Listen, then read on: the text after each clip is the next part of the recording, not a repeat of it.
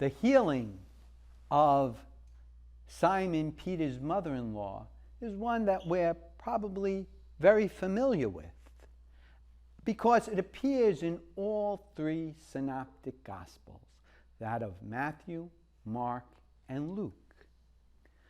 But in Matthew and Mark's gospel, Jesus touches Simon Peter's mother-in-law's hand and raises her up.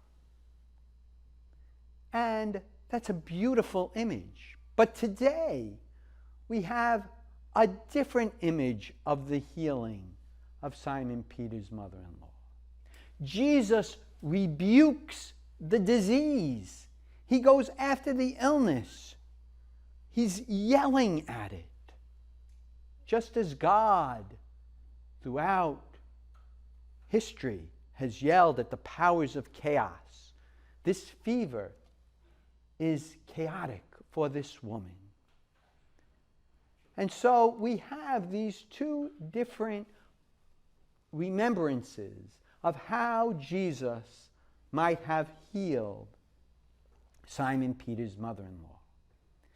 And I think it's so fitting that we have both of them, because aren't there times when we just want to be comforted in our sickness and illness, just taken by the hand and perhaps lifted up? But there is other times when we feel like we want to scream and rail at this sickness, just as Jesus did in Luke's gospel. But in all three gospels, they share this one thing, that Simon Peter's mother-in-law is healed and then gets to work. She serves them. It's about service, about doing good, caring for others.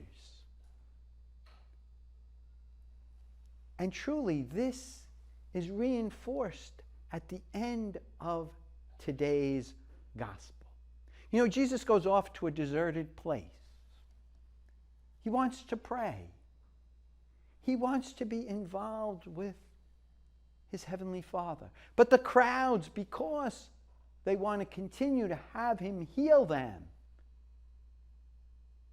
they come and interrupt his prayer. But does Jesus lash out? Does he yell at them? Does he say, "Stop bothering me? Don't you see I'm at prayer?" No. He says, "I must go to the other towns. I have a mission. I have work to do." Part of his work, yes, is prayer. But part of it is also service.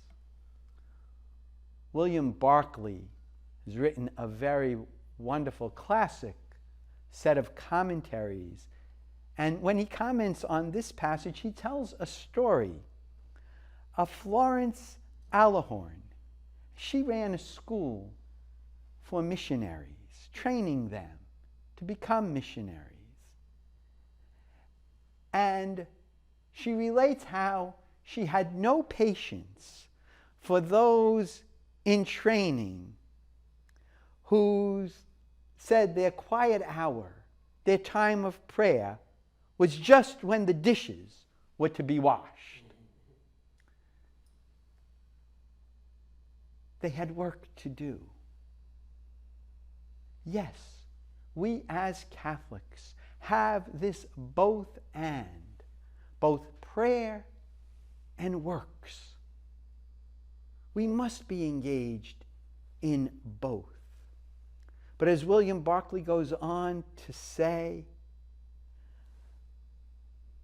pray we must, but prayer must never be an escape from reality, an escape from the cry of human need. And one of those needs during this season of creation, in which Pope Francis bids us to pray for the entire web of life, all of creation. Part of that is to pray.